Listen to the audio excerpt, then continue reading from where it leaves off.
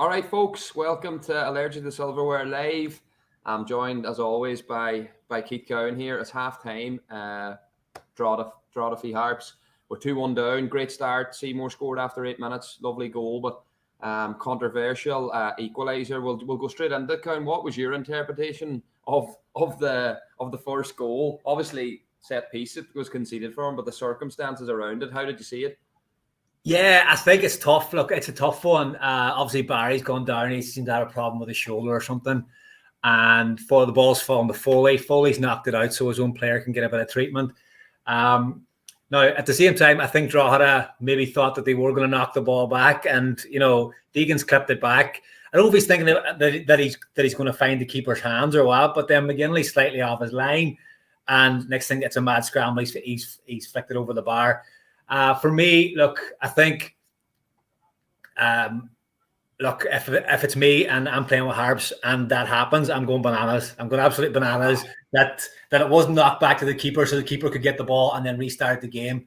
The fact that it's Foley that's knocked the ball out for Barry, so it's really Harps helping their own player. It's not like it's a case where the opposition have knocked the ball out, so then you should give the ball back to them. You know what I mean? It's a bit of a grey area then, isn't it? Yeah, look, you cannot always just hope that that you, after knocking the ball out that you would get it back. But because I suppose it was a Harps player who's knocked it out, so his own player could get treatment, then there's not really much. They're not really under any obligation to knock it back then to Harps, so then they'll still have the ball. So it's a question of sportsmanship, as you say. Like, you would hope are expecting them to knock it back. Like, yeah, and then Drogheda will hold their hands up and say, "Well, we did knock it back, but he's flipped it over the bar. I'm sorry, I've just put too much in that there, and it's end up in the corner. What do you want me to do?" Well, I expect him to pass it on the ground, so then you'll make sure that he get it. And I've seen a few people were saying, I think he overhit the pass. I think he knew what he was doing. He spotted McGinley a few yards off his line. He's had a right. He's put a wee bit extra on it. Yeah, just see what happens. But I suppose more disappointing is then the goal that comes from that. It's kind of become a same old story here. It's a set piece. It's it's resulting in a goal. Doyle, who's ended up getting the header, doesn't have to jump. It's a free header. It's 6 yards out. Dunleavy will be really disappointed. I think he just gets the run on Dunleavy after doing so well last week, and getting man of the match, in a difficult game, home to Longford, and they're under a bit of pressure near the end. He stood up last week now for me. He stood up, did really well. But there tonight, from that there, he'll be disappointed more than any. And you could see his frustration straight after kickoff. He's got on the ball. He's trying to make something happen. He loses it.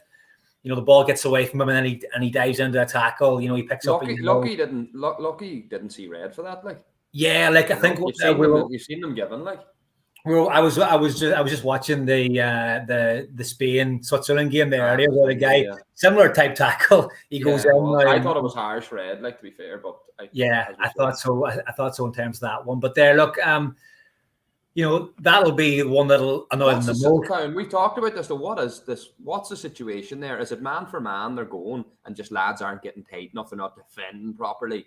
Is it the fact that when you're conceding a lot of goals from set pieces, is a crisis of confidence there, and you feel vulnerable from set pieces? Because every set piece which is unheard of all these teams, it's our Achilles heel now in many ways, which is crazy. As a centre half, what's the story? If you just got to take, just Dunleavy just got to take more responsibility there, because as you say, it's not a case of him being out jumped. Your boy just gets a run them. It's a wee bit too easy, isn't it? Yeah, I suppose coming in at the back as well, there you're kind of almost expecting the lads at the front post maybe to win that header. The ball travels quite far; it goes right the way at the back, so he's maybe not expecting that. But then again, you have to expect that. And the way that it will be done, and in the changing room before the game, the numbers will be called out, and players will be matched up, and you'll just go and look at the board, and it'll all be written there, and. So you're matched up. So you're told you're marking. That's it. You're picking him up. You grab that jersey. You make sure he doesn't score. Whatever happens, it's going to be your responsibility. That man's your responsibility. And unfortunately for Dunleavy and for Harps, it just Doyle's got the run, and then the ball's in the back of the net. And would you be a fan of sorry to cut across you, Chief, but just on this because I'm interested in your centre half. What's your view on like Sonal, Mark? And has Ollie ever done that, or up at Glentoran when you were there? Have you always been a defender who's more comfortable man for man, or do you see the benefits in Sonal? Because some people are advocates for Sonal defending, others aren't. Is that something that maybe Harps should look at because the man-to-man defending from set pieces isn't really working? Like, what's your opinion on that? Because I know that. I suppose for me, I always rather the man-to-man, because then you know who you're taking. That's your and I suppose there can be if you're going zonal, the ball's in an area, and then somebody might go to it, and then you might leave it for somebody else, and that's where it can become slightly confusing. I think if it's man for man, and then obviously with the man for man, you're going to have somebody in the hole, so you're like that's the person that you're going to want to go and head the ball, really. Exactly, because he's in that area. If it's he's in that area to head the ball, and then look, if it beats him, then it's coming to you. Then you have to try and do both. But look, even if you're not going to go and head the ball, you have to make damn sure the boy you're marking doesn't head it. Whatever that can take, you use your body, use your strength, whatever you can do. He can't get a free header on the ball, and that's what's cost us here tonight, unfortunately. Yeah. And then obviously the second goal. What's your take on that? I mean, it's a decent enough build-up play from Drogheda, but Harps have enough bodies there, and you think Siddiqui's done enough, but he gets a shot away, and I think Barry's McGinley looks a wee bit flat-footed. I don't know if it takes a deflection. I seen a couple of replays. I don't think it does. I didn't see a deflection. I'm just not sure if Mark Anley's got himself set right. Like I just don't know, because it's kind of one of them ones where he's doing really well. He's cutting in. And I think Siddiqui's done really well to stay with him. He hasn't dived in as such. He's kind of slowed him down. The shot hasn't really. It's not a powerful shot. It's kind of one that you'd expect Mark Anley to save. Every day of the week, and it's just slipped in around his feet, and it's kind of unlike him in that respect. We would very much back him to pull off those type of saves. Yeah. But I suppose it's just the manner of the goals which would be really frustrating. And at the minute when confidence is quite low, those type of goals aren't really going to help anybody. But exactly, they're two poor goals, as you say. Yeah, as I say, started really well. I thought Seymour's done really well in the game. He scored a great goal. He's been really combative, and in the middle of the field, he's won a lot of balls. Foley, big man's been quiet up top, hasn't really got much of an opportunity. Olabi's working hard. Again, Foley's a bit. We talked about it before. We'd rather see Foley in that central position, wouldn't we? Yeah, I suppose you have to try, but then look, you have to try, and it's a team game, and you have to play. I know he's sacrificing himself. I know where he'd rather be playing. He'd rather be playing up the middle himself and being the main man. But unfortunately, he has a sacrifice for the good of the team. Yeah, so look, I understand that. We're just kicking off here now, I suppose, and you'll be hoping for better in the second half. What do you think, Chief? What do you think will be the team talk there at halftime? What do you think, Higgsy and Ollie? What have said the lads? As much as they'll be annoyed about the circumstances surrounding the first goal in terms of the concession of the corner, I think, as you said, they'll be fuming. At the end of the day, you got to deal with that, and if you deal with that, we're not talking about that incident. So I think they'll be fuming at that, and they'll need to get that sorted. And but as you say, they started the game well. Excellent goal, looked bright, looked sharp. Drogheda, just started slowly, but it's a difficult one. Does he change much? I don't know. The problem is here now. It happened when we went 2-1 down against St. Pat's. You have to come out a little bit, and that'll leave gaps, and that'll leave holes. And if you've got a back four and maybe a team in general that's low on confidence, the heads, if you were to concede a third here, you'd be in big trouble again, and the game all of a sudden has ran away from you. So it's a disappointing one, Chief. But what have you made of the team selection? Few changes to the team in that. What's your opinion on that? Are you happy enough to see Rainey get back in there after his performance against St. Pat's? Yeah, well, I suppose it's kind of one of those ones now for the likes of Ollie and Higgsy. They've seen that he can play. It's not such a gamble anymore, So hopefully we'll see from now on that he will get more game time. You can see he very much tries to play. He very much tries to play when he gets the ball. So I think there's no real, as I say, there's no real gamble with that one. Interesting selection of Conor Barry there in the middle of the field. He hasn't done much in the first half. And obviously we know Mark Coyle's out injured. We know McElhaney's injured. Well, he's not on the bench tonight. So we're assuming he's injured. Yeah. So yeah, obviously as well, we've seen who's on the bench. We've seen Conley in there. So I could say we could see him being introduced very soon into the second half, because they will need to try and create. And when you look at the bench, it's good to have somebody as quality back in there.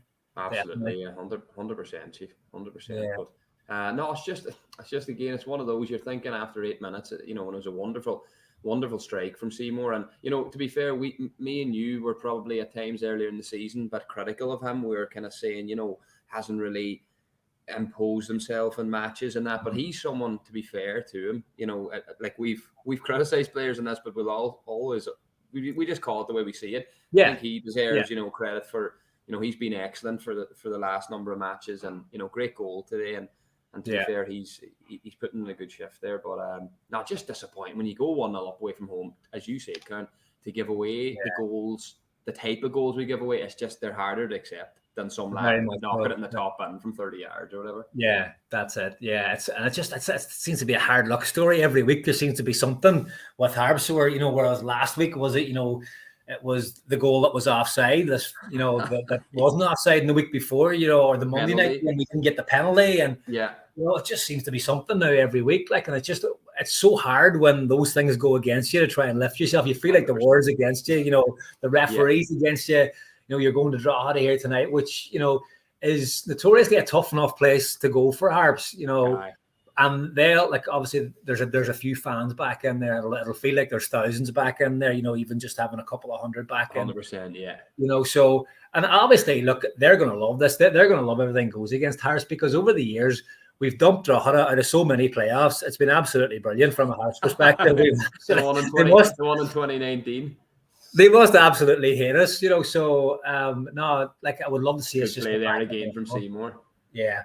As you said too, Karen, I think you told me before when Drogheda beat you in the first leg down there, I think they thought it was done and dusted, and then that was it. You turned them over then at Finn Park 2-0. They were giving it the big one. It was a last minute winner they got, wasn't it? They got a last minute winner. I think it was maybe 87th or something. It was fairly late on, and and they got the winner, and they probably deserved it. We played badly, but we just couldn't score. But you stayed in the game. We just stayed in the game. Yeah, it was one of those ones. Just look, no one's having a great night here. You can imagine playoff situation. A few nerves on that. Lads weren't performing. We actually probably started the game well, and we had a couple of great chances, and we didn't take them. And then you're just thinking, right, is this not going to be our night? And then they started to get into the game more, and they were in great form too coming up. They had done really well. And I remember it's always a dangerous team, because you've been on the other end of that when you've got momentum from winning games and playoffs to get in that situation. You have had a tough old season in the Premier Division, so sometimes the dynamic can. Well, that's it. Yeah, but all the momentum, I suppose, was with them. They had all the momentum. That's what I mean. Yeah, they had that. 100%. Exactly what you're saying there. And then they scored late on, and you looked over, and there was fucking flares. There was everything was going it was. And that was kind of something that we spoke about straight afterwards, that I brought the players' attention went in there, and it was kind of great to see that, because for some of the younger lads as well, you could point that out. You could say, look, they think this is over. They think they've done it, and we know we get them back at Finn Park. It's a different story. We get the crowd in there, totally different story. Different story, and now wet November night in Finn Park, and it's like a bog. Yeah, we love it. We absolutely love it. Absolutely love it. It was worth the goal itself. Any idea what's the story with the pitch down there? Have I missed something that's happened? There's a wide bad shape. There seems to be circles or lines all over it, all over the field. I don't know what the story is. What the story is with that?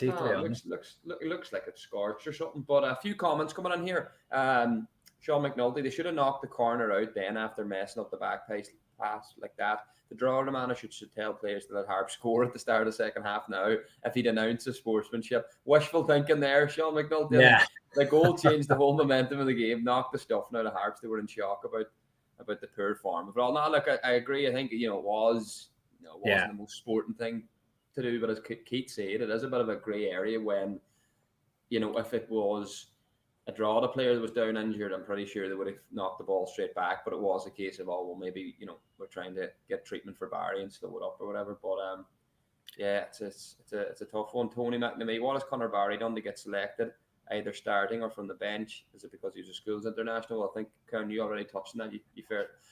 Felt he was quite ineffective there in the first half. So Yeah, I would have to agree with that as well. Because it's an important area of the pitch. And yeah, I think definitely Seymour and so. Rainey are doing well. I didn't see anything here in the first half that that he should.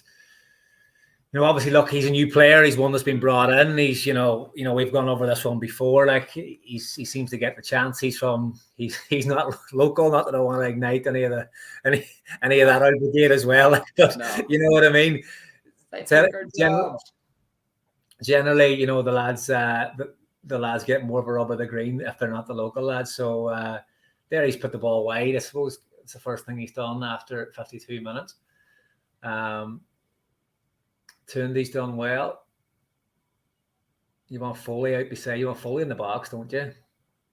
You want Foley, and I think it's the thing that I don't understand about the positioning of Tunde and Foley is the fact that, like, I think it probably suit Tunde. He seems to naturally gravitate towards wide areas because he's got pace and he wants to be left 1v1 against players. And I don't think he's particularly good at holding the ball up, where Foley's that bit clever and he likes to see where the centre half is and roll them and link it up. But for some reason, I think Ollie just likes to play with that. But he usually changes then, and then for the last half hour, I think Foley usually goes a little bit narrower and plays through the middle. But it's hard to know. It's kind of one of those ones there where like Olavi does really well.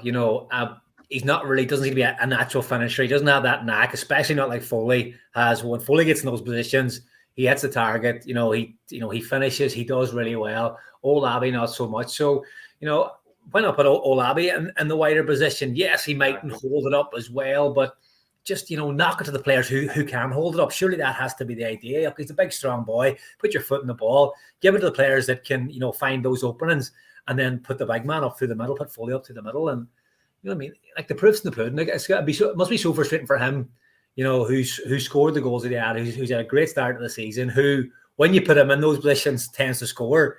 And then, I'm sure he sees the shape on a Thursday night or whatever it is, and he sees, right, out you go there or whatever. And it can be quite frustrating. And not a great ball there from Rainey. Try to clip around the corner, clips out of play. It's just gone straight out. Yeah. Nice ball from Barry there. Gets away to Olabi in a wide area. Head down. Go on, G. He's knocked it away. Should have maybe released it there. He's done really well to get in a good position. I'm not sure am I ahead of you, Chief, or am I behind you, or what's the story? Drogheda on the break here now. You're a little bit behind me, but just ever so slightly. Ever clear, right? Seymour's got in a good position. Olavi, open your body. Done okay. It's going to stay in. Seymour, keep it in. He's managed to avert it for a throw in. It's an open game now, and it's a dangerous game, this, because it is one where Harps need to score. Obviously, they need to get back in the game. But if they were to concede a third one, like, you're thinking, that's the game over. Like, it's going to be curtains. It's going to be curtains. Like, yeah, absolutely. And Kelly is watching. Good woman, Anne. Good to have you on. Need to get something out of this game. Yeah, definitely. You definitely do, because if you don't get something out of the game tonight, it just puts even more pressure on next week's game. At home to Waterford. So a point here would be a great result. Yeah, I think now, obviously, the way that the game started, Chief, and losing those goals, like, I think every point now is crucial as well. But as I say, like, 3 points. This is I suppose the teams. I suppose as well there, what Toronto have been doing really well up until the last couple of weeks. They put a couple of great results together. Yeah, and then they had a couple of heavy defeats there too, didn't they? Yeah, big defeat. Had a few heavy defeats there. Bowes hit them for 4 or 5 as well. Yeah. Georgie Kelly got 4 that game. Was that the game he scored 4? I think he's got 1 here tonight. Sub for Harps there. Stephen Doherty's on. Conor Barry's off. Right, okay. They must have the ATS live feed beamed directly into the dugout there. So that must be it. Yeah. Higgsy and all, he's taking her. the They big got fella, off the it, big yeah. fella says Conor Barry's not up to it. Get him off. The fuck. Yeah. Stephen Doherty, to be fair, hey, Stephen Doherty in the few games that he's played this season he's always done quite well. He's impressed me. He's a type of player that, you know, he gets at fullbacks. He's always looking to take people on. So that's what Harps need. So that's a good positive substitution. In fairness to Ollie, we've criticised him sometimes where you're left scratching your head maybe with some of the substitutions he makes, but that's one that's a positive one for me there, because he's looking to say, let's get someone, an attacking player on that's going to get at them. And as you say, Doherty did really well in the games that he played early on the season. I think he picked up an injury then as well. I think it was Dundalk. I think the game at Dundalk, he was absolutely outstanding, and especially in the first half, Drogheda or Dundalk could control the game from what I can remember in the second half, but Harps were on top in the first half, and he was brilliant. He was a real outlet for Harps. And Mark Coyle suspended tonight. Obviously, he's having a great season.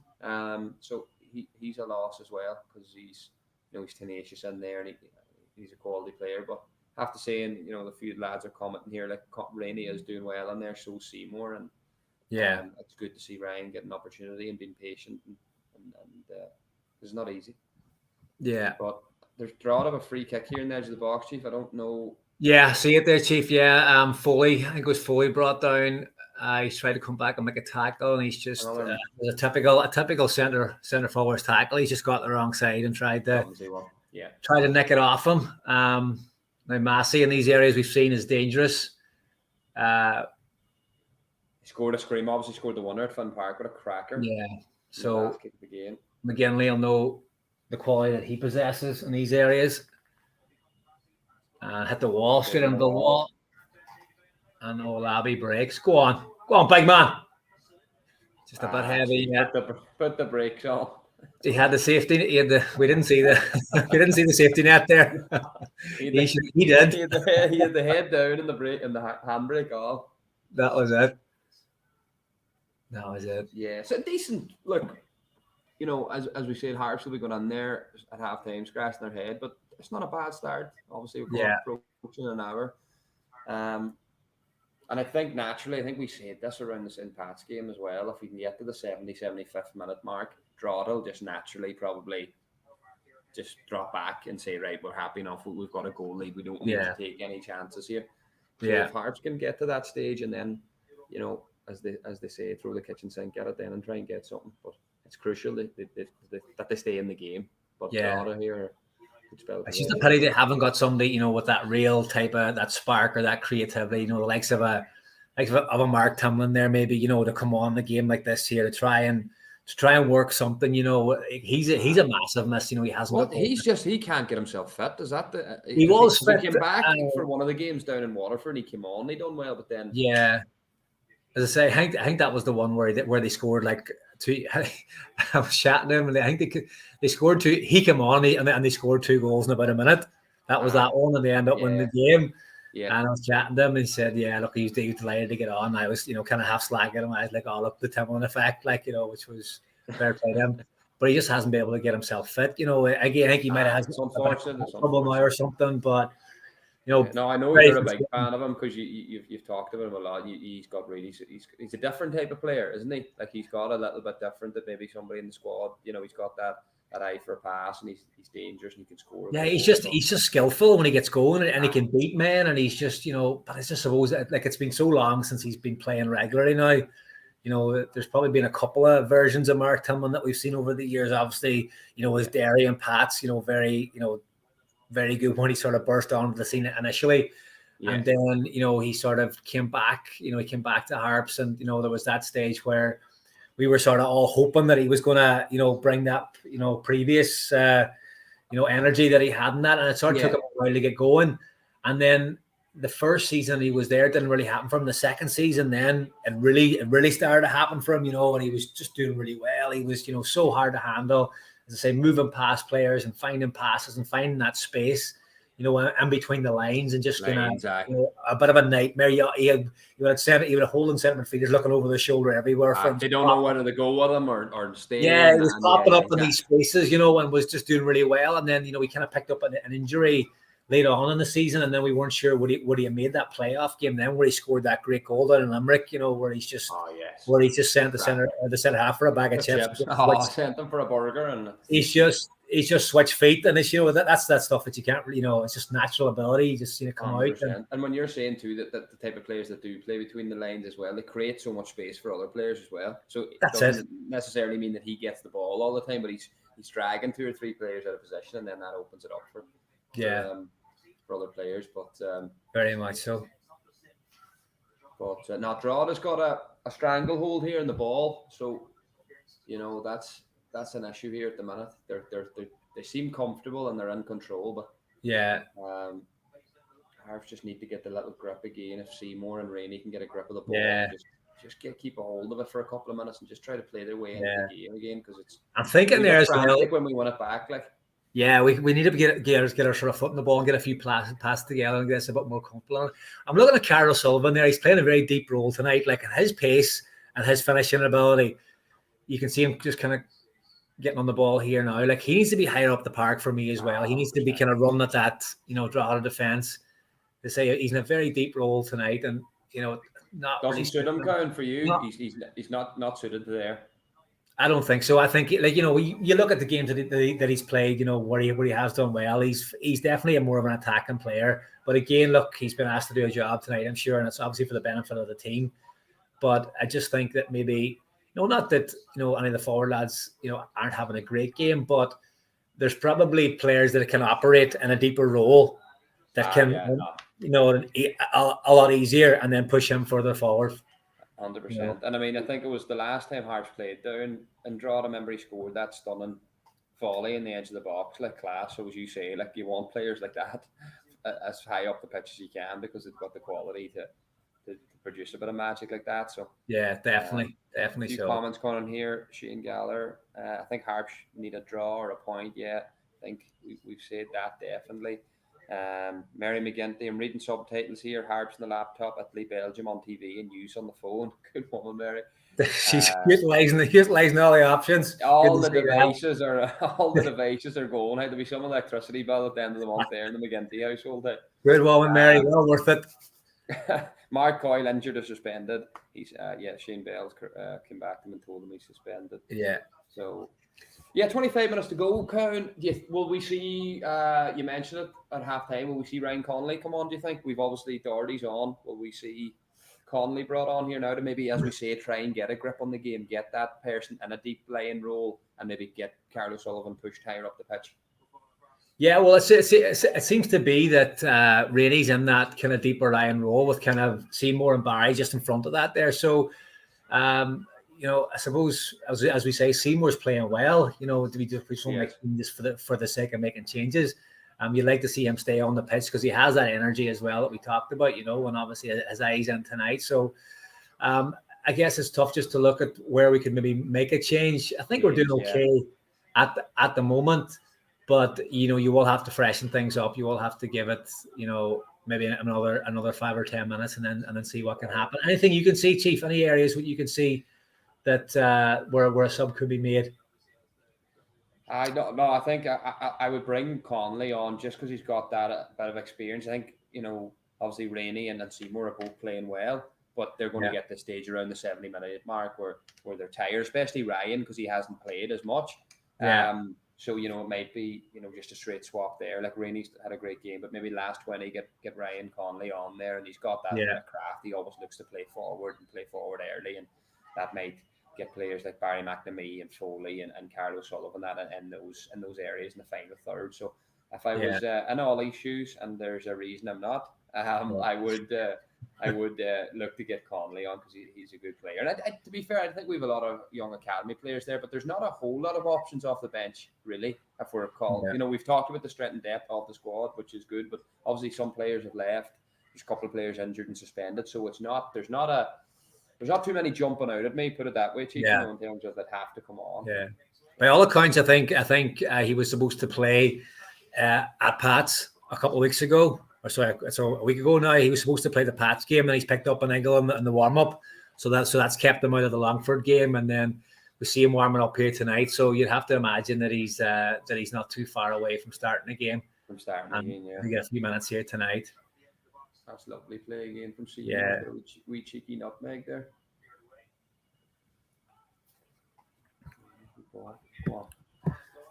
It's just breaking down the final third all the time. That's we're getting a grip of it in the middle, and we're keeping passes. But then Tunde and Foley haven't they've been starved of service really in terms of they're not getting good quality ball into their feet or where they can really affect the game, and that's just difficult for them. I can you can sense they're probably getting a bit frustrated because it's just breaking down that final pass into the striker's feet.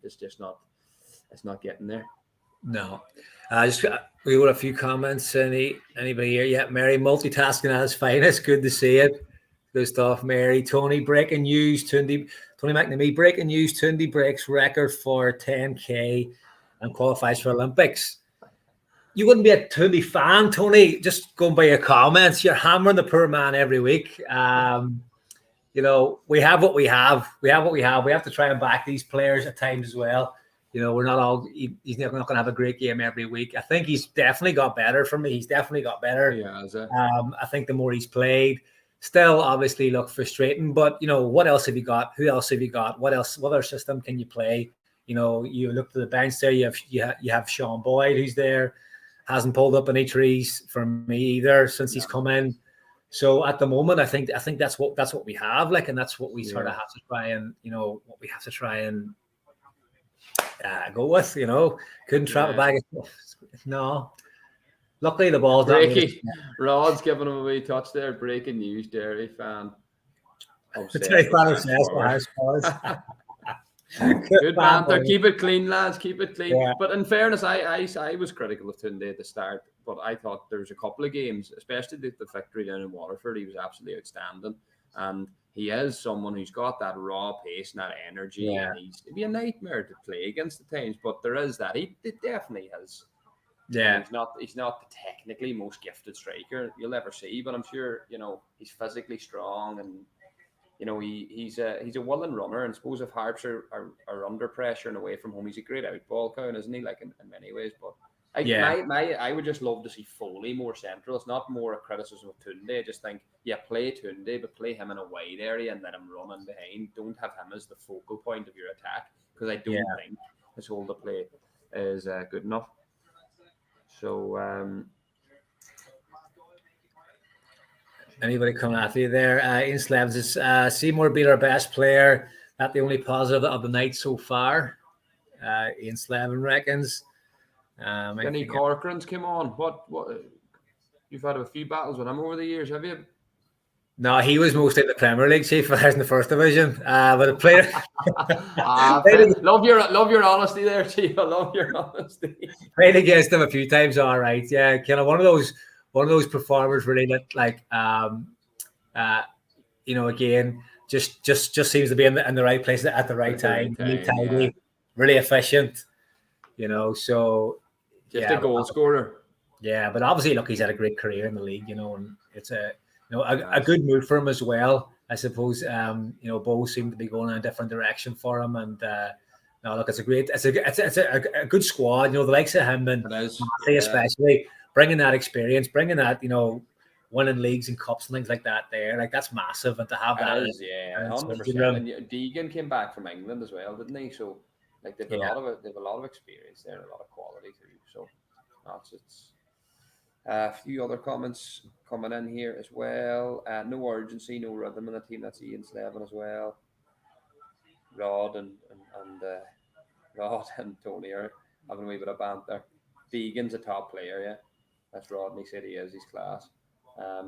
He was at Bowes. Remember, he was at Bowes years ago, and then he went across the water. I think that Fenland team he was involved. Was disappointed with him last year at Shells. There was a real opportunity for Shells to go up last year, and there's a lot of money invested in Shells last year. Yeah, and this year. Is there a lot of money in them? Is there? Yeah. Not last year. It was one of them. Sometimes a big push to get out of the league, and then when it doesn't happen. The no, they seem to have gone for it again. So they're about 11 points clear, top of the First Division or something like that. They're well. They're well on top. But Deegan last year they played They played Rovers near the end of the season, Oh, that's right. and it was a case where he was matched up with Jack Byrne, and Jack Byrne just took the piss out of him for the whole game. I think it was, and he's done everything he's trying to do. He's tried to kick him. He's tried to do everything, and eventually he gets himself sent off in the last game before the playoffs. Which is he was suspended for the playoff then. That's which is a massive letdown for a player of his experience. Trying to obviously. Look, Jack Byrne. You sort of just let him do what he wants to do, and try and stay away from him more than because as you say, the important game for Shelbourne was exactly the following week, the playoff. It was irrelevant. Yeah. Conley comes on. Conley's on, and I think somebody said in the comments here, Boyd is on. I didn't see. Boyd is on. Who's came on then, or who's came off? I mean for these lads, it's LOITV isn't. Very well to update. Anyway, Chief, 20 minutes to go or 18 minutes to go here. Harps will throw one deep in the final third. Launched in. Brought a deal with it. He seems to have pushed Rainey further forward, has he? Has he taken off? Boyd's on. Did he take off? Olabi's gone anyway. Aye, Olabi's gone. Olabi's gone and O'Sullivan's gone, I think. Yeah. Spot, Chief. Yeah, Shane Bell's just confirmed it. Yeah, Karen and Tunde. Oh, it's a bad game of ball right now, to be fair. It's gonna be pretty much long ball, I can imagine, for the last few. Yeah. You've got Boyd up there, you've got Foley up there. It seems to be Conley go direct now, back to front, and hope they make a mistake. Yeah. But again, the frustrating thing about it, if you're analysing the game, it's 2 bad goals a game that Harps have conceded. Like, Ollie and Higgs will be pulling their hair out, because just the goals are just so avoidable. Yeah. When you look at Harps' goal, it was a really good goal. Drogheda might say, it was a great little reverse ball from Barry, because I think they were expecting Barry to whip the cross. He did a lovely reverse ball to Seymour on the edge of the box, a great strike. Now, from a Drogheda perspective, I'm sure they would have thought, we should have been better. We needed to close him on the edge. But you hold your hands up sometimes. It's that quality. A great strike. Yeah. It's that quality. Whereas what Harps, the first goal, as you say, it's horrendous. Johnny's going to be disappointed with it. And then the second goal, it's one of them where I think Mark Anthony, on reflection, I think Big Siddiqui didn't look too happy with him anyway, Yeah. So I think it was one of them.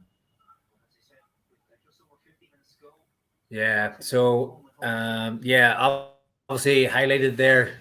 What's wrong with Tony? Can't get a game, and Ian Slevin reckons Tony's gone after tonight. This is Tony's last game, or last seat on the bench, unfortunately.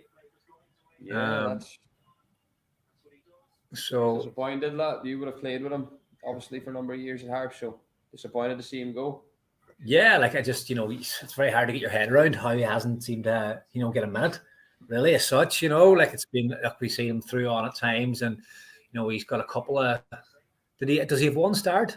He started against Longford when we drew 0-0 down there, and I thought he done quite well, and he hasn't started since, and he hasn't had a lot of game time since, and I suppose my issue with it is we're not it's not like we're winning every week and you're saying, well, you can't change the team. Sorry, that you're just going to have to be patient. That's the issue I have, is the fact that we're not winning games, we're struggling, and he's that little bit of spark, and he's an experienced player. He's proven at this level. It's not maybe like the case sometimes we make with Rainey, where Rainey's young and he's untried, and maybe Ollie and Heggery aren't too sure of him. Tony's been there for years. He's been at Harps for 6-7 years. He's an experienced player. Both in the Premier Division and First Division. So, it's a disappointing one, Cowan. And as you say, it's a hard one to get the head around, but it's another good player gone. And more good players you could be, that you could be dependent on in years, with seasons to come. But there you go. That's that too. A young enough player. Maybe his father could give us what age he is. Tony, if you're there. What age is young Tony? He doesn't know. Barry's his favourite. That was revealed a few weeks ago. I'm only messing. The favourite song. Not good enough in defence. We got a comment there. Yeah, I think that's fair enough. I think we we sort of, well, like, you know what, it's come the second half here. They've made a few blocks. They haven't really had much to do. Anything they've done well. I think Ethan Boyd's done kind of well tonight, and a few times the ball's been clipped into the box, and he's went and dealt with it, which is good. Like, Karen, as a defender, right, and like they are good defenders. Like Harps have good defenders, Siddiqui, Webster, McElhaney's when he's fit, good, strong. Like, what do you think? Is it a case of are we focusing on the wrong area here? Are we saying, well, the midfield's got to do better? They've got to stop crosses from wide areas, and like, what's your opinion on that? Are we being? It just seems to be from watching over the last couple of weeks and watching most of the games this season, and speaking to a few people and that, and it just seems to be a real lack of cohesion in there, a real lack of, it just seems to be, I don't know, something's not right in there anyway. Something is not right. I don't know if there's a lack of trust in there or what, but... Do you think there's somebody needs to step up and take, like, where all the lads are maybe delegating between themselves? Do you think somebody needs to step up and say, right here, like you would have done in the past and other good centre halves before you as well, like to take maybe control and take charge of it? Because it does look, we've good defenders in there, but I don't see one being the dominant centre half, if you get me. I don't see one, like, I don't know if that's a fair assessment, but that's my assessment. I think they're good defenders, but I don't know if there's a real leader there, like, and without blowing smoke up your ass and saying that, but you had that leadership qualities, like, and you do need that, and your teammates need that, especially, in a back four and in a unit, but because I think that maybe that goes to what you're saying in terms of cohesion. So I think I just, like, I know from being there, I remember when we used to train and matches, like, it was almost us against them, not us against them in terms of us against the opposition. Yes, that's obviously the way it was, but as a back four, as a back three, or whichever way, plus the goalkeeper, you sort of took it personal. You took it really personal. If one of you has made a mistake, and or especially if you're the one that made the mistake, obviously it happens as well. It goes back to what you say, that responsibility, why you like marking man for man, because if you're man that scored, you have to take responsibility. That's it. Everyone has their job, and it's that thing about, for us, and not to go back, and I'm not trying to drag old stuff back up again, but it meant so much to you. It meant so much, to win a game, to get 3 points, whatever the case, to put in a good performance. You're proud of that, and you're proud for the club, and it was massive, that type of stuff. So you're just wondering, because those things, the goals happen so easy, is everyone goal? Sorry, that goal. Massey, is it free kick? Is this a free kick? Yeah, that's it's a deflection. You'll get a better look at it here now. I haven't seen the replay yet, but no, that's curtains, anyway, boys. This is quite good, because you'll get the first goal and then I'll get the replay, and we can. Exactly. It's a good system to have. It's taking a flag. O'Reilly, ex-Harps man. Big. It's unfortunate, really. It's hard to be overly critical with a goal like that, really, is it? Yeah, I suppose the only positive off of this now is the fact that Derry are beating Waterford 2-0 as well. So it's as you were going into the game next week. Yeah, that's true. To be fair, Chief. I suppose you need to be looking at that from Mark Anthony's point of view to sort of see how that wall is going. It seems to be. I broke up when they went short. Here's the on this again. A bit of movement in that, like. It's another set piece. Yeah. Unfortunately, it's another set piece. Yeah. Arthur Lynch, really disappointed if Tony is leaving, but hard to blame him with the game time he's been getting. Tony Senior, on the other hand, be glad to see the back of him. Good man, Artie. Good man, Artie. Rod Dunligan says Mark Anthony not covering himself in glory there either. So he's got question marks over Mark Anthony. So it'll be interesting to see that again. I just thought it took a wicked deflection, but he might have a point. I'll need to see that one again. But yeah, how many direct free kicks have we conceded? We've conceded a lot of goals from set pieces, like free kicks, corners. Drawn of another corner here now. I don't know. Slightly ahead of you, Chief. Yeah. So it's whipped in the box. So it's not a great ball. But yeah, it's one of those. How do you fix it? How do you fix the problems with set pieces? Is it just repetition in the training ground? Like, oh, I know, Ollie loves a wee bit of shape, hey.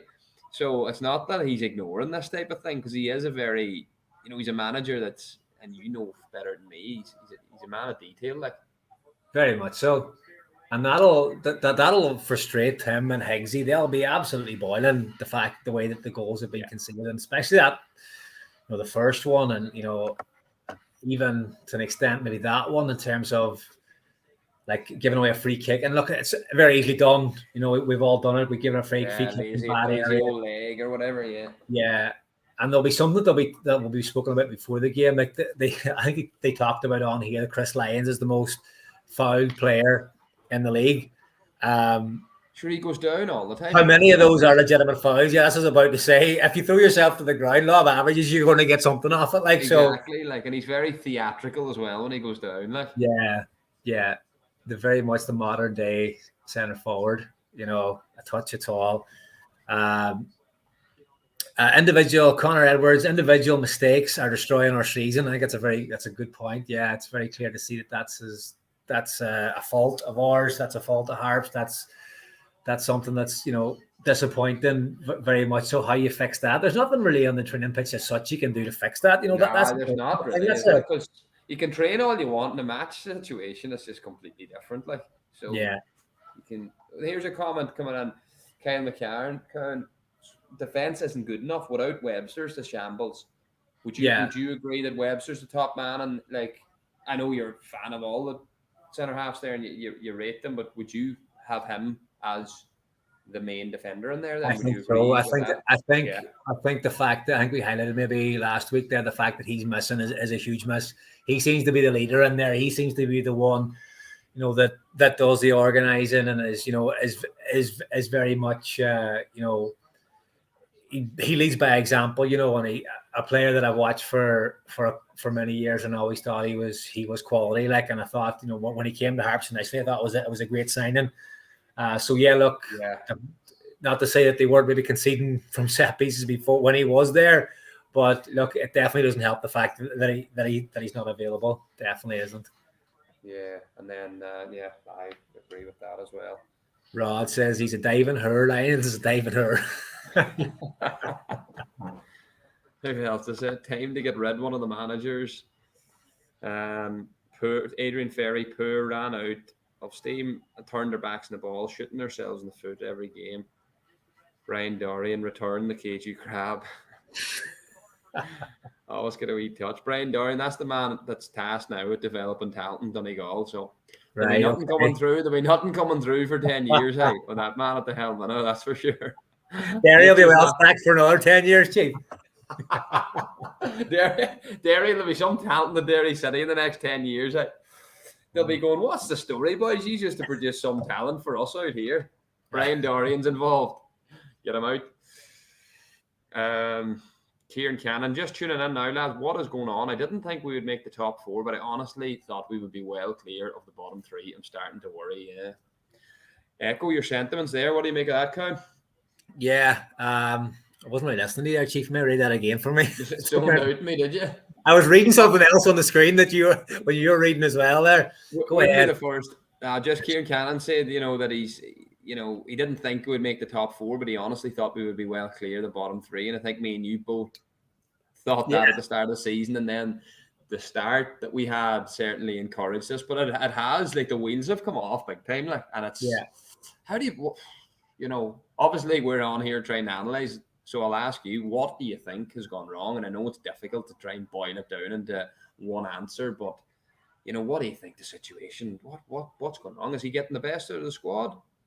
Yeah, look, I think something that we spoke about as well is it's a long season. It's a tough season. It's a grind.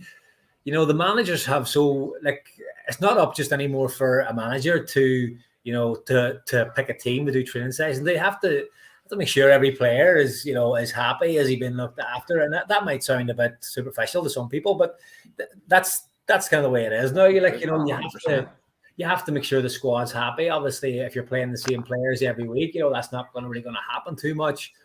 So look, I don't envy the task that Higgsy and Ollie have to do. Like, it's a massive job. It's a massive undertaking to try and do this. And as I say, the quality and other, like one thing we said about the game to the start, yes, Harps did really well in one of them games at the start of the season. We thought it would, once the league settles down, then that's when you'll see what teams are really like. There was that thing of, catching teams early and catching teams cold, maybe. Yeah. But you have to be ready to do that. And I think Ollie and Higgsy do that really well. Most years, we have started really well and have caught teams cold. So that's an area of the season what they would have been targeting to pick up points early, and they have done that really well to their credit. It hasn't kicked on for them for whatever reason. So look, I think it's, as I say, it's a tough job they have, and look, for me to try and tell them what they should do. They have bags more experience. They have it all there, like League of Ireland, Irish League experience. Underage experience, schoolboy football, all that there. So look, they'll be the. They had the good start of the season. I'm sure they'll be the one to get things going again. Look, transfer window's coming up. They're bound to have their eye on a few people, to come in that they'll look to try and improve. So look, I think the sooner that happens, the better. I think it probably couldn't come at a better time, to be honest. Yeah, 100%. I agree with everything you say there. 100%, Chief. But I suppose it's just a worry. You just think, can we turn it again? Do you know what I mean? I think going back to your earlier point too, like, and it's not. Colin O'Donnell makes a point here, Chief. Colin O'Donnell makes a point. There was boys crowing, bring in Rainey. Now we're saying we miss Webster at the back. I think, yeah, we were saying get Rainey in the team, but then we're saying Webster needs to play as well. Webster's your captain. He's probably one of your best defenders, if not your best defender. You need both of them in the team for me. So the fact that we're just saying no. Just because Rainey's on now, we need to give something else to give out about. Totally not the case. I think as all Harps fans want Webster on the pitch and Rainey on the pitch. Not every game. And I'm not saying Rainey has to play every game, but I'm saying there's definitely opportunities for him to play when you haven't got to flog like some Mark Coyle, Will Seymour, and Barry McNamee. Exactly. That'd be my point there. And you're right, and that's what we talked about this season. I think one of the things that gave me massive optimism was the strength and depth of the squad. But if we're being honest about it, there is a pool of about 11 players, if they're fit, and that they'll always play, regardless of form. And that's frustrating. That goes back to your brother point about, trying to keep people happy and motivated, because there is a squad. And if you know that regardless of how someone's doing, if Keith Cowan's having a stinker every week, it doesn't matter, he's going to play every week. And that can be frustrating if I'm a centre-half trying to get an opportunity to play. And I definitely think there's a little bit of that. We've seen players leave, and the big problem is the players that he's continually playing, a lot of them are off form. A lot of them are low in confidence. A lot of them are not doing well. Yeah. So it's a really difficult one to get your head around, and it's a difficult one to see them turning, So yeah, very much so. And I think something that gets confused on here as well, and something that we often speak about, is the fact that, yes, look, we criticize management because of the way the team performance. That's global. That goes for any team in any league in the world. There was a stage, if we look at, just if you take it to a stage like the Premier League with Liverpool, Liverpool had a stinking run of form there after Christmas. 6 home games in a row or something for the first time ever. There's fans questioning Jurgen Klopp. There's fans thinking that unfortunately now he's not good enough to run that. He should be gone. Who else can we get? Who can we get? I think as football fans, we love to have that conversation where is it time for someone to move on? Is it time to get someone else in? On here, we're not looking to get people to sack. We're not thinking that we know everything. And Rob makes a good point there. Ollie took us from bottom of the first division into the Premier League, and that's a brilliant achievement. I suppose the club has to see now: do we want Finn Harps to be a team that survives in the Premier League, or is it okay to have that conversation? Where can there be anything better? Can we have that conversation without being called haters, or we're so negative all the time? Or, we want to get Ollie out or Higgsy out, whatever the case may be. I don't think it is. I think that's, No. we're allowed to have that conversation without 100%. I mean, just to say that, I mean, we're conscious when we're doing these things. Like we're Harps men, like, and we love the club, and we don't want to be seen as being negative or having a pop, and because we know we've been in that situation where we've played and we've been criticised, so we certainly don't want to be using this as a platform to have a go at people. But at the end of the day, we all want to have a conversation and be honest about it, not be fluffy and sit in the fence. So we're only, me and Keith are only calling as we see it. We're not saying that we're right, and or someone else makes a point. We're not saying they're wrong. Everyone can express their opinion, but for me, I feel that Ollie's done an incredible job at Harps, and I'm not saying he shouldn't be the manager. What I'm saying is I don't think he's getting the best out of that group of players, because I'm looking at that group of players: your Conleys, your McNamees, your Websters, your Siddiquis, your Foley's, arguably good a striker in the league. There's quality all over the pitch, and we're not. And McGinley's as good as keeper that you have in the league. Yes, he makes mistakes. I don't think we're getting the best out of that squad. And then when that's the case, when you're working with a squad and on a shoestring budget and you're getting unbelievable results, that's incredible. I don't think you can say that's a poor squad and it's a really low, not much investment in it. You can't say that. You can't make that argument anymore. No. So that's what I'm saying is the reason Ollie's probably coming under a little bit more pressure. And for me as a fan, is that's a squad that's getting well paid. Yes, it mightn't be the same as other teams in the Premier Division, but it's well invested. It's a strong squad with a lot of quality, and they're not doing the business. And why is that? And obviously in football, as Keith said with Liverpool situation, you always look at the manager. That's just the nature of the beast. So that's my 2 cents. Very much so, Chief. Very much so. We got a few comments there, Chief. What do you want to pick off through there? Keith's right, but Keith's right, but said it wrong. If fans are happy staying in the bottom three, then keep them. You can't have two individuals. I think they're in charge of the team. Rod Dulligan will stay up under Ollie, but can't see he's pushing on with him. Unfortunately, we'll never have the money. Look at the recent signings in Sligo and Derry. Look at what. Unfortunately, we'll never have the money. So it's a money. Again, I get the money situation, but I still think that squad shouldn't be in a relegation scrap. To be, in my opinion, with the quality and experience in it. But I just think as we say So you can look at it this way, Chief. You're saying it's that squad. So as you said, you think it's the management. You think somebody else said there, maybe it was Ian Slevin said there that other. Well, we spoke about Derry there, how they've changed the manager. They haven't changed any players, and they've kicked on. So didn't won a game in the first six games of the season, Chief. Yeah, and there you go. There's Hagee, our old teammate, popping up there as Harps on a shoestring budget, though. Always pops up in a game, but is it really the case? And we say that's what we're saying. Hagee, they're not they can't. The case can't be made this year that we're on a shoestring budget. We're punching way above our weight. We've got a good, healthy budget there. We know, there's good players there, and they're there for they're there for a reason. They're not there out of the complete love of Harps as well. So that's it. So no, that argument doesn't hold up. I think Adrian Ferry's kind of reinforced that. He said 100%. What did he say there? 100% for us. Budget's not as small as it used to be. We're not getting much value for money the last few months. It's always the manager, but Kyle McCarron says it's always the manager, but as some of them players really busting a gut, a corner's 50-50, we never score for them and have conceded. Get that point, Kyle, but again, he's putting them players on the pitch, and what we're saying is sometimes, a lot of these lads haven't been given opportunities, and if the same players are letting you down, then you need to change it. But Ollie's unwilling to do that. So if he thinks players or you're maybe suggesting some players have down tools, got to make changes. So what do you make of that? What's your view on that, Chief? Would you think? Because I think were you getting at that earlier, Cowan? I felt like you said when you were talking about it meant a lot. I don't think you feel that maybe it hurts certain players. Is that? Well, I suppose that in the right way.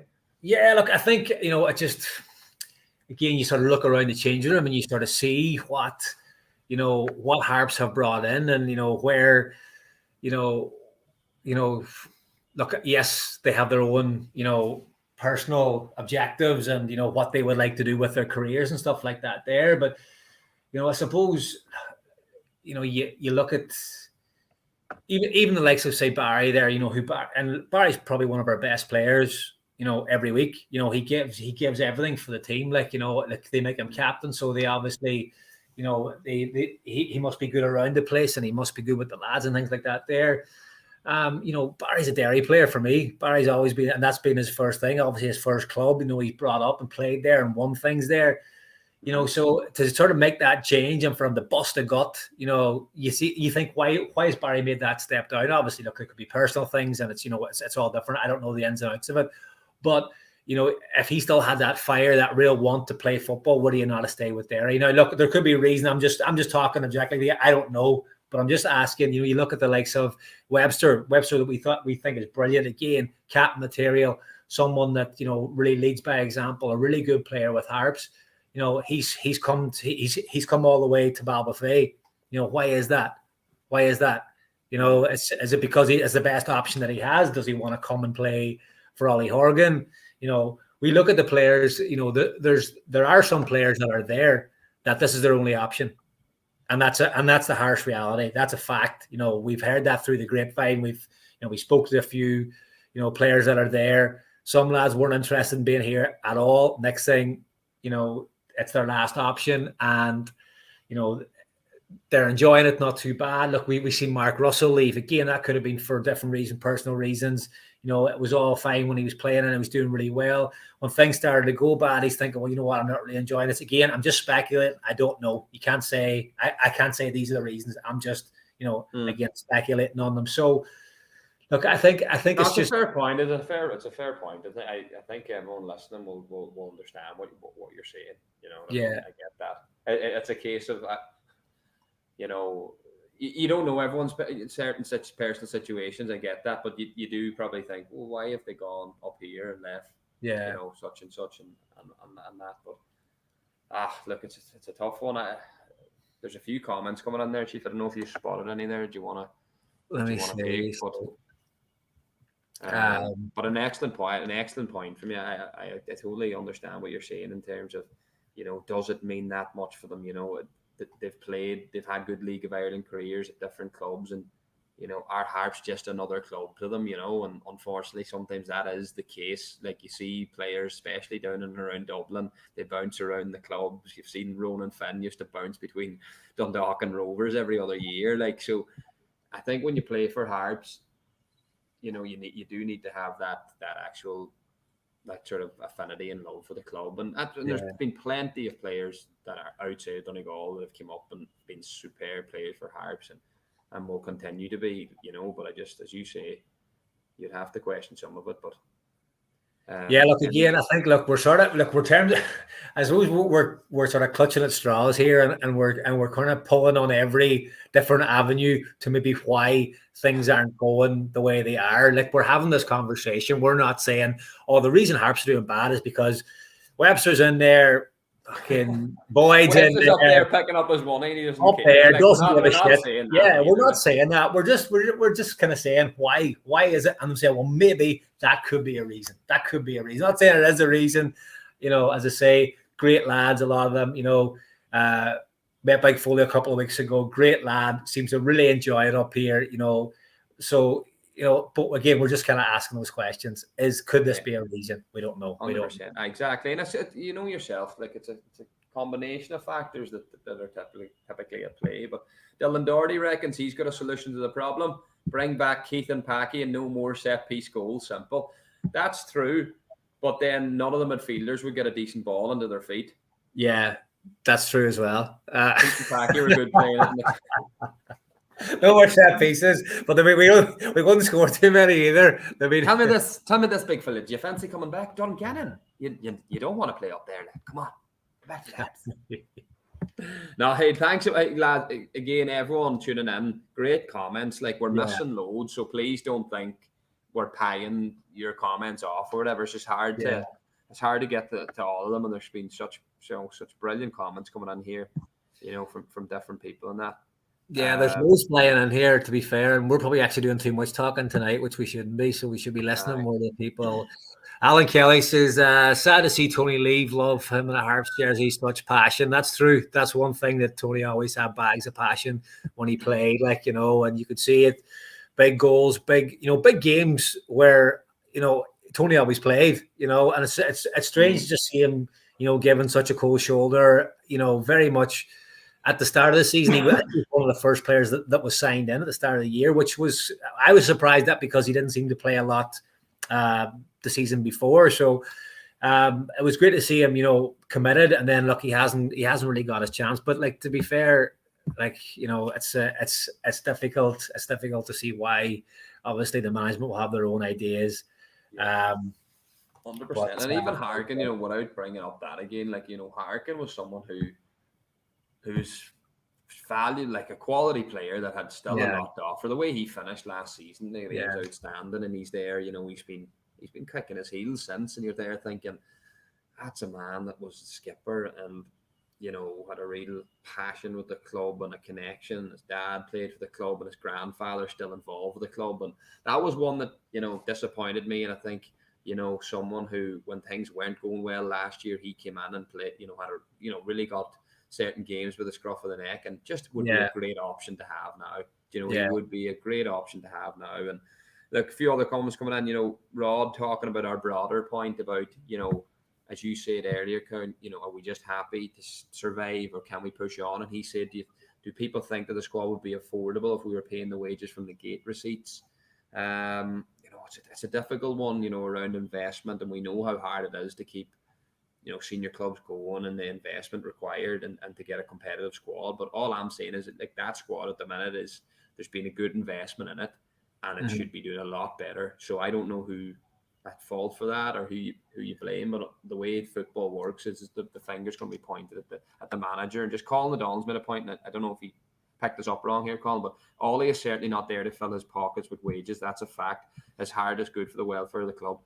Would agree 100% with that. I don't think any of us have suggested that Ollie's there, because he's on good money or whatever. We're just saying in general, that squad, it's a very experienced squad that's played it with some of the best clubs in Ireland, and it should be doing a little bit better, and we were doing better, and we're just trying to figure out what's happened, but we don't have the answers. So, but loads of good comments coming in here. Honest man, keep too honest. That's what Colin said back to you. I'm not sure what that. What was that? What that's in reference, and if you can clarify that. Just in general. Just in general. just an honest man. Cheers, Tom. Good man. Any others there? But anyway, here more comments coming in. Sorry. Do we think Ian Slevin says, do we think that the players have down tools to get rid of the management? Put that to you. Think of that. I couldn't. I'm thinking throwing, but no. Look here, it's probably the worst thing that you could accuse any player of. Yeah. People can play. You can play for teams and that, and you may be best friends with the manager, or you mightn't see eye to eye with him on things, but. Typically when especially boys playing at that level, and you cross the white line and that, without being easy, like they want to win. You want to do well for yourself. Like no one's going to go out in the pitch and go, I'm going to have an absolute stinker today, and hopefully that'll, get rid of him. Yeah. But what happens is maybe at times when the team spirit's low and the morale's low, and you're conceding soft goals, you just maybe collectively aren't able to, circle the wagons and stick at it and maybe get back in the game. And I think that's what's happening at Harps. I don't think it's a case of, like, even in terms of the application, I see players working really hard, and you've seen Seymour grafting, and the application's there, but I don't know. I think Keith talked about it from a defensive point of view in terms of the cohesion. The cohesion's missing, and a lot of that comes from a togetherness, a spirit. It does seem a little bit fractured, and I don't think it's anyone's, it's hard to point a finger at anyone for that, but just unfortunately, when you're low in morale, low in confidence, it does sometimes look like they've chucked the towel in, but it's a case of, here we fucking go again. We've just conceded a goal from a set piece. Jesus, they know what's going to come at half time from the two boys. McGinley's he's a brilliant keeper. Could he done better? He's coming in going, Jesus, that Yeah. and they're chasing the game, and then it's another defeat in the road. And the players want, like, the players aren't traveling all over the country, to lose. They want to win, but Yeah. just when it's not happening, it's very hard. And Cowan will know from the battles he's been in when he was in the Premier Division, it can be very hard when you're in a rut to get out of it. But at the minute, Chief, you've been there before. Can you recall a time when you were in a real rut, and was there a spark or a turning point in a specific game? It could have been a screamer, or get a bit of luck. Is there any you can recall that said we turned the corner then? Yeah, like I think there was been a couple of occasions. All right, like I remember going, we might have went 10 games without a result, and that's massive. Like, and that was maybe one of the first years we went up, and it can just take something. Like, generally, and I suppose one thing that has been difficult for the players and that there was to. I'm not saying everybody get on the beer, but then you know what I mean. There would have been the idea of like those players having a night out, and those nights out can be so important to bringing a team together and bringing that cohesion, and just everyone really getting on, because you sort of meet players in a different light. And I think especially for this Harps group where where there's so many players from different areas. Is to get all those guys together for a night, or for it'll really be the players that are going to bring this out. They're going to bring them out of this rut. Management can do so much, but it has to come from the players. And I'm sure they're hurting, and I'm sure they're disappointed, and it's been a couple of tough weeks for them. It really has. Like, so they'll be annoyed, and it's that old thing. I'm sure. Like, once you lose a game, like it's just you be down for the weekend, you'd be annoyed, you'd be pissed off. Monday can't come quick enough till you get back on the pitch and try and just get out of your head and get out of your system. And so look forward. That's all you can do, Chief. Look to the next game and hope that'll be the game you'll get a result. And I think very much so. Obviously, next week now is massive, and you can really put that gap between yourself and Waterford with 3 points. What way do you think he'll approach it, in terms of the fact that when you are in a bad run, is it a case of you go there and you say, well, we definitely don't lose this game? You say, do you think Ollie would be happy enough with a point and just to keep it as it is, I'd say, of course, he would be. I think if Ollie's honest, I think, he will be happy with a point. I think deep down, I think any of them would. From my experience, he doesn't go, or Higgsy doesn't go to many places and say, we'll take a point here. It's very much. They wouldn't say it, but yeah. They go and try and win every game, and they'll say, if we're 1 up or 1 down, or if it's 1-1 or 2-1 or 3-2, or it goes through the whole thing, and we'll have a cut off it, so we'll have a cut off it no matter what the story is. We'll empty the bench and we'll give it a go. Yeah. So. Look, I think with maybe certain players that, again, if there's certain players unavailable, people were talking about Mark Coyle there tonight. Obviously, a big miss. Yes, a big miss, but you can't be dependent on Mark Coyle to cut out those sloppy goals. Those. If he plays tonight, he doesn't stop the set piece. Obviously, no, I don't think so. No, I don't think that's the thing. I don't think Mark Coyle playing tonight has much of it. Maybe. He's maybe he's making more tackles, but further back, and he's not expecting strikers to come back and make tackles, and maybe the back four aren't maybe dropping as deep and inviting as much pressure. I don't know. Look, obviously it's different because he hasn't played the games. That's going to be a different game if he plays. But Mark Coyle has been playing the last few weeks, and the results haven't been going in our favor. It has to be a collective. It has to come from everyone. They have to get in the changing room on their own and get the management out of the way and say, look, boys, this isn't good enough. We know we have standards. You're looking, you're pointing around the dressing room, you're seeing the quality that's in there. They can't be happy with that. But just again, to play the devil's advocate here for a second, Coon, are the players being hampered, for example, by maybe team selection? I'm not necessarily saying in terms of personnel, but maybe the formation. Like, we've talked about Foley. And it seems to be a recurrent theme every week where we're like, love to see Foley through the middle, Like, and it's kind of like he's out there and he's not really in the game. So, you said it. Like, I'd say Foley's desperate to play through the middle, and I'd say he'd love to play. Like, anytime we've gone two up top with him and Tunde, we look much more of a threat. So, but all he doesn't he seems to be so rigid in terms of the system. He always plays Tunde through the middle with Foley out right, and then just eventually it'll come where we go two up or whatever.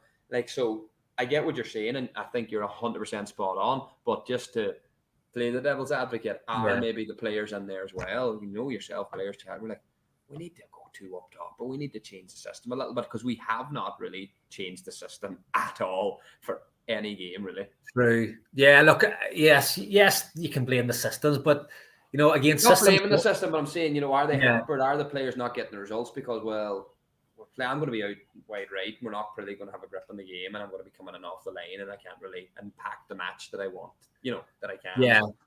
Yeah, I think, look, the way that Harps have been playing over the last few weeks, and we said, they've been playing well at times, and they've had good spells in games. It's the mistakes. That seem to be costing us. You know what I mean? And look, the system's a system. You have to stick to what the management tells you that way. You have to carry that out to the best of your ability. If you carry that out to the best of your ability, then generally you should be okay. It's the mistakes for me, but what you're saying is absolutely right as well. Look, are you sort of playing with one hand behind your back because of the way the system is dictating the play?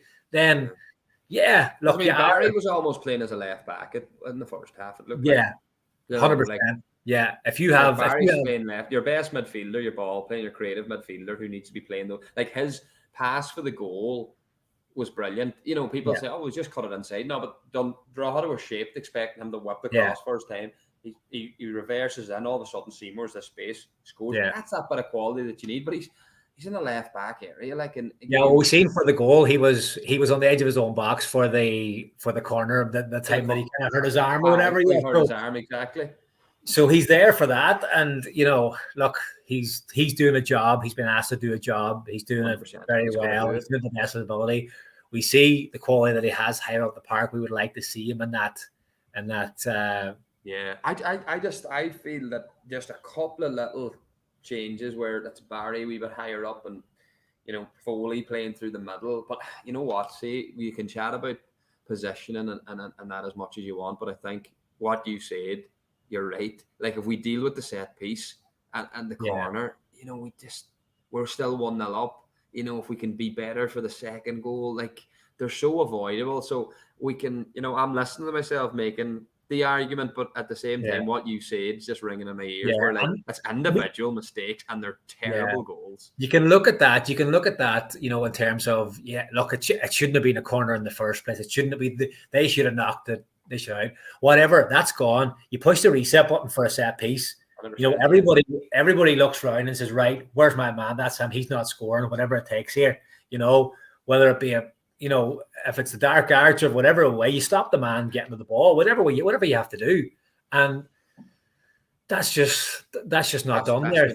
No, exactly. And look again, I say it's very easy for me to sit here on my sofa and say he should have had that ball. You know what I mean?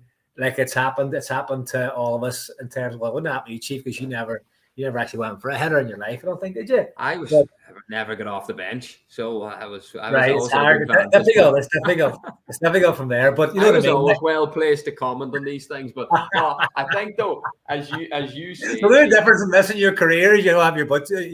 I don't have me jacket on, me nice wee warm jacket. Fuck's sake.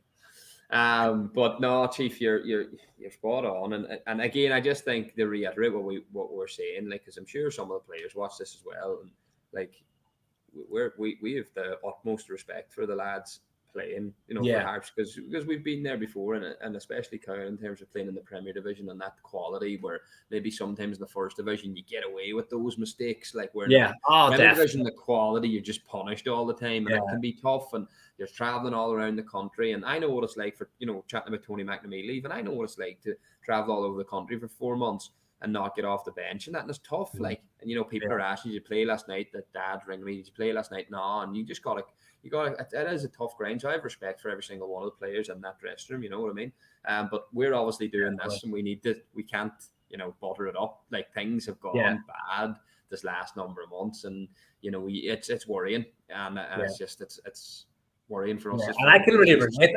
I can relate to the position that those players are in, because I've been in that dressing room. I've been there after another defeat, after where you think, you know what, we haven't played that badly tonight, but yet we've lost the game. We've lost 3-1. Yeah, we've done okay, and then you're looking at, well, that's a great team, and they're, that they've got him, and they've got him, and they've got him, and they've got all these great players, and we're trying to kind of tough it out here, trying to make mistakes and just trying to do the best we can. So, like as you say, we respect those players, so much. We know the effort that they put in. A lot of them, the extras they're doing, their gym work, and their stuff, like getting themselves right, and the recovery, and getting into the ice baths or getting into the sea the next day, and all that stuff that goes unseen that they will do religiously to make sure that they're ready for the next game. Like that. That's why I have so much respect for a lot of these players. Like, absolutely. But they're not a million miles away. They're not a million miles away. They just takes that little bit extra. It takes that person or someone to take that responsibility to look around and to try and help them out, and to try and 100%. Like, I just look, as we've kind of gone around. I remember though, just like what you're saying, never really in Harps. Like, obviously we were in the first division, we had some bad seasons and stuff, but never really in horrendous run where we went a ridiculously long period of time without getting a result. But I remember at Institute, like I got relegated in there with Institute, and like we went 5 months. Yeah. Like, and that was like every week. Like there was times you'd get a draw and you maybe should have won, and then there was times I remember we conceded in the last minute against Portadown to lose 2-1, and it's just like you say, you go to training the next week and you're like, right, that's gone, we'll turn the corner next week, and so, and I'll tell you what, see, it Institute, it wasn't for a want to try, and like, and we had like Paul Keeper. I don't believe that for a second that it will be any different there, Chief. Like, I know, like 100%, that's what I mean. Like, like the conversations, like Higgsy and Ollie's phone will be on fire this weekend. The two of them will ring each other flat out. What about this? What about this? What about this? What about that? We should have done this. We should have done that. So they'll be working so hard to try and pull this back. You know what I mean? To try and figure this out, and to try and see what is. Maybe get a few faces in. I don't know if there's any movement there, Chief. I know you've the ear to the ground there. I don't know if you've heard any players coming in, but sometimes it can be. Somebody coming in the summer and just gives the place a lift. It can be that character, that can come in, that can sort of brighten the whole place. Obviously sometimes doesn't have to be the best footballer, but somebody that can just lighten the mood and to sort of bring everyone out of themselves a wee bit and have that bit extra, crack at training or whatever the case may be. They'll obviously be looking at a left-sided player. They've lost Mark Russell. I'm moving home next week. I don't know if you're wanting me to get back up there or not when you say have a bit of crack and all that. No. I'd say you stay away from there. You'll be. I'd say Ollie would fucking chase me if I came up. Hey Ollie, just back. Hey, can I get up? Not a fucking hope. Just say a couple of bit of training. Just want to get a bit of fitness back. I just want to get a bit of fitness. Hey, blah blah. And just say, me and Kyle were talking. We're thinking there's a couple of things you need to try and get right there. If you want to have a chat, we'll get you on a Zoom call. Can you imagine he uses us? He sticks us up for video analysis. Look at these wankers are saying about us. Fucking shite. Farker, atrocious player. But look, we'll wrap things up in the next five minutes or so, guys. So, but just get any last questions, get them in. But back to your point there, Coach, you think we need someone on the left-hand side just to give us a bit more balance? Yeah, I think a left-sided player. I think it'll be someone. Look, obviously the fact that we saw. Barry nearly being employed at left back tonight, as one that we're going to be struggling. Obviously, Mark Russell's gone. Mark would have been the one that Ollie would have been looking to this season to kick on again and to, have a good a season as he had last year. He'll be a massive loss to them. His quality. Huge, yeah. We know what he's like. It's that'll be a big one for them. Folan, we don't know what's happening with him. Obviously, he would have been one that you would have thought was coming with a lot of experience. He'll be a major disappointment, I would imagine, for the management. I know, look, if he's been struggling to get fit, I know he's played a couple of games at the start of the season. He came off the bench and that.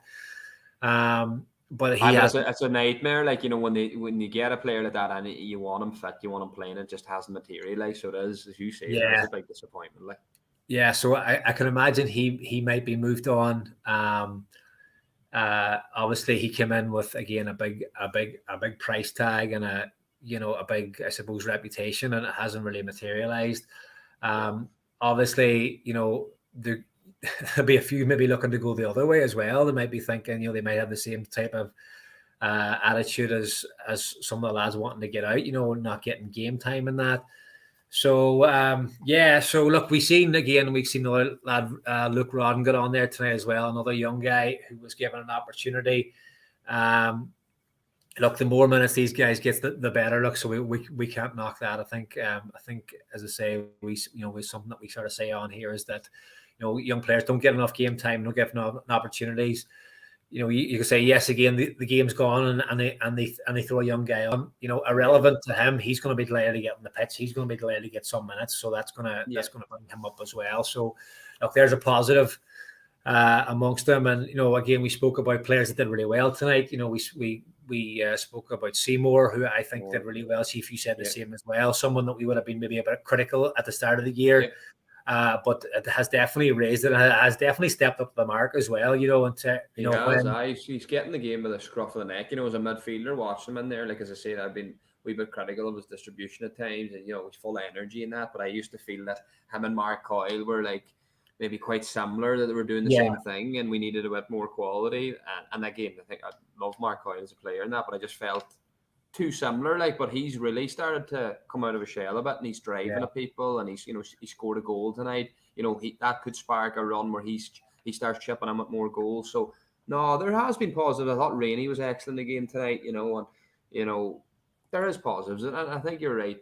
It's good that you highlighted the academy as well, because we have I still would have big question marks over the way we can recruit, and it's very short-term thinking. Like, you can imagine that next season will be probably a huge turnover of players again, and then you're left running around trying to get players again, where maybe if you've that solid core base local, that's you see other clubs like Sligo and Derry, and they have that coming through from the academy. So look, that'll be an argument for another night or whatever, but I do think good positive from you to highlight it, and it helps the academy players, as you say, kind of see that pathway to say, Luke's got minutes again tonight, that's a second appearance, that can be you, so, and players need to see that. So hopefully that's a sign of things to come, Yeah, definitely. So look, again, a massive game. It'll be a massive game next week.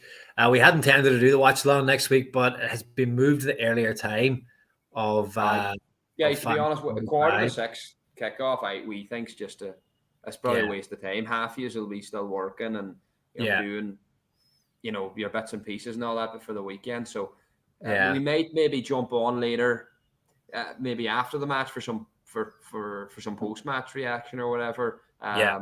And analyze the game and see what everyone's thinking. And hopefully, as they say, football, a week's a long time in football. This time next Friday, hopefully Harps have had a real positive performance, beat Waterford, and we're looking up again. And the league's tight. A couple of good performance and everything turns again. And we'll be back. We'll be back on the bandwagon, as they say, Chief. Like we were at the start of the season. But look, we're the same as all yous. We want to be successful, but we can only comment on what we're seeing and use the same. And it's important to be honest about what you think and what you feel. And look, again, and we know there is those people out there as well. They just love to give off and just love to give out, and nothing's ever good enough. And so you're gonna have to listen to that as well. Like, and over the years at Harps, especially, when you'd win games and you were doing really well, no one would speak to you. But then when you did badly and you lost a few games, everyone's an expert. So look, that's football. That's why we love it. That's why these conversations are good crack and that. So. Rod's giving me a touch there. Get off the fence. That's what I like you for. It's all right, to be fair. You're taking a different approach. I shoot from the hip. Hey, that's me. Hey, you can't censor me, Rod. Rod's politically wide to the left. You see, he's part of the cancel culture movement. He's looking to get ATS cancelled, so he is. He's starting a Twitter movement. Rod's top man. Hey, top man.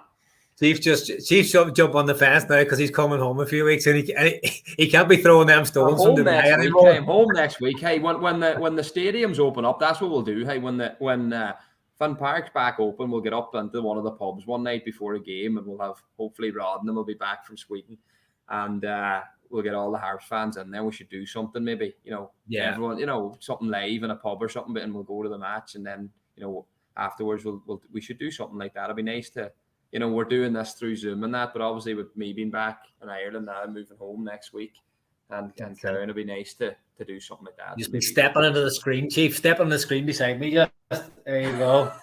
Be brilliant. Be great to be side by side. The screen does me no favors. Doesn't. I can't wait to see you in the flesh. I forget what you look like. I was wondering if we see you here. From that time you pied me for the pint for Christmas. Exactly. You never forgive me for that. But it's definitely something we'll obviously we'll look at. I think somebody said it's in a couple of weeks or end of July they're starting to increase it to 500. I think for the matches or whatever. So yeah, and that'll be great too. That'll yourself get more crowds in the front Harps, and that'll obviously give the opposition a knock and hopefully drive the boys on a bit better. But as Bosh has highlighted for us, so you can catch up on the Facebook page and on YouTube. And get our Instagram there. We've cut loads of the different episodes of the podcast and stuff and chucked them on there, some of the best bits. So instead of trolling through me and Chief talking absolute garbage for waffling on for 2 hours there, you can sort of get the best bits and sort of get the best stories. I will chop. That's a good bit of waffle on there anyway. So there is a good bit of waffle on there. Good. Rod says great idea. He'll be back in August. Be some laugh. So that's what we'll do. We'll do something in August time. We'll get in touch with one of the pubs up there, whatever. I don't know what's the main spot. The boys drink in there, the local, before the match, and sure we'll get in beforehand. We'll do something around that. Definitely. Surely Fez bound that. No, I see a picture of a big black pint up there today. Looked good wherever he was. Oh, was he on the stout? Was he? He was on the stout early doors today, or maybe it was one from last night, and he just stuck it up today. He's been drinking since Germany got knocked out of the Euros. All right, that's a good one. We'll finish on that. Is it coming home, Chief?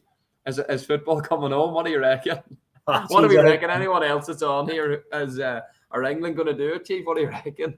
I hope not. Hey, I hope not. Absolutely pathetic the last day. The papers and the headlines after that match on Tuesday night. Fucking way England ripped Germany to shreds. Oh, just every year such garbage, absolute tripe. I can't stand. I can't stand some of the punditry. I seen there today on Twitter too. Ray Parler was saying they've just and for context only got to the quarterfinals and he's going, we should dominate the next World Cup and then the Euros after that. When you look at the squad, they just never learn. They just never ever learn. I can see them beating Ukraine, but I think they'll play Denmark in the semi-final. Denmark will stink the place out. At Wembley, park the bus. They'll nick a result. Telling you now. Yeah, I think so. Hopefully. Sure, if Muller sticks that one away, it's a different story. You wouldn't have backed them enough. Aye, ripping them to shreds. What a ridiculous way. And players that I don't understand too. Whatever about the media and journalists, the former players that understand the pressures of playing for England, like Alan Shearer and these boys in Rio Ferdinand. Why did they're only putting more pressure on their own country by saying I know. It's coming home. Yeah, makes them popular. Anyway, look, we'll leave it there. Chief, thanks for joining again. Hey. Yeah, good stuff. Cheers again for all the comments. Again, look, great to have the comments on. If people are listening, we can't see who's actually on here listening as well. If you're thinking of something at all, Harps related, football related, anything we're talking about, stick it down in the comment. I'm sure it'll be top drawer, and we love to read them out. And we see different names here every episode or every time we do something. So that's super. It's great. ATS is that's what we want. We want everyone, your platform. It's not the a Mark IV per show. Obviously we're both very good looking, and that's why we're on here. But in terms of your points, wrap it up. Wrap it up. No, I feel like you're always having a pop at me. I'm just. Chief, you're sleep deprived. You're sleep deprived, and I've never heard as much rubbish come out of your mouth. You're delusional. There's elephants all around the room and all. You're delusional. That's what Mick McDermott said about you up in Glentoran. You're delusional, Chief. Get out of there. We'll leave legs it. Are gone. His legs are gone. All right, we'll leave it at that. Right.